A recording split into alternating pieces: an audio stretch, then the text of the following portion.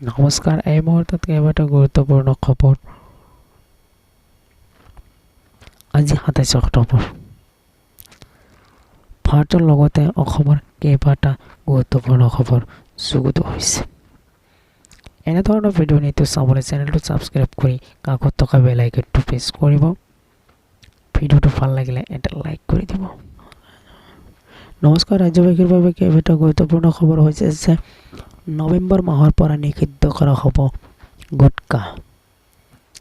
এই মুহূৰ্তত ৰাজ্যবাসীৰ বাবে এক গুৰুত্বপূৰ্ণ খবৰ হৈছে নৱেম্বৰ মাহৰ পৰা নিষিদ্ধ কৰা হ'ব গুটখা, পান মছলা।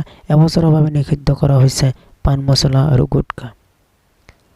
ৰাজ্যবাসীৰ বাবে এক গুৰুত্বপূৰ্ণ খবৰ, পান মছলা আৰু গুটখাৰ বিক্ৰী, মজুতকৰণ আৰু প্ৰস্তুতি সম্পূৰ্ণৰূপে নিষিদ্ধ কৰা হ'ব। এই মুহূৰ্তত এক গুৰুত্বপূৰ্ণ খবৰ, পশ্চিমবংগ চৰকাৰে গ্ৰহণ কৰিছে এই বৃহৎ সিদ্ধান্ত। মমতা বেনাৰ্জী চৰকাৰে এক বৃহৎ সিদ্ধান্ত গ্ৰহণ কৰিছে। পান মছলা আৰু গুটখা বিক্ৰী, মজুতকৰণ আৰু প্ৰস্তুতি সম্পূৰ্ণৰূপে নিষিদ্ধ কৰিছে। ৰাজ্যবাসীৰ বাবে আন এক বৃহৎ ঘোষণা কৰিছে অসমৰ মুখ্যমন্ত্ৰী ডক্টৰ হিমন্ত বিশ্ব শৰ্মা। দুগ্ধ ফাৰ্মৰ জৰিয়তে বাছি লওক স্বাৱলম্বীৰ পথ, এই কথা সদৰি কৰিছে ডক্টৰ হিমন্ত বিশ্ব শৰ্মা।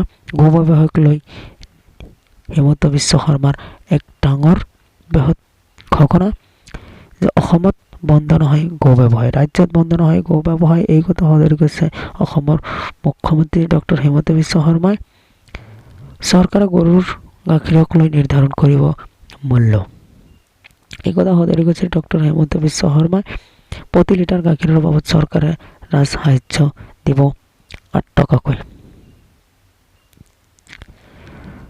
ৰাজহুৱাভাৱে ঘোষণা ডক্টৰ হিমন্ত বিশ্ব শৰ্মাৰ।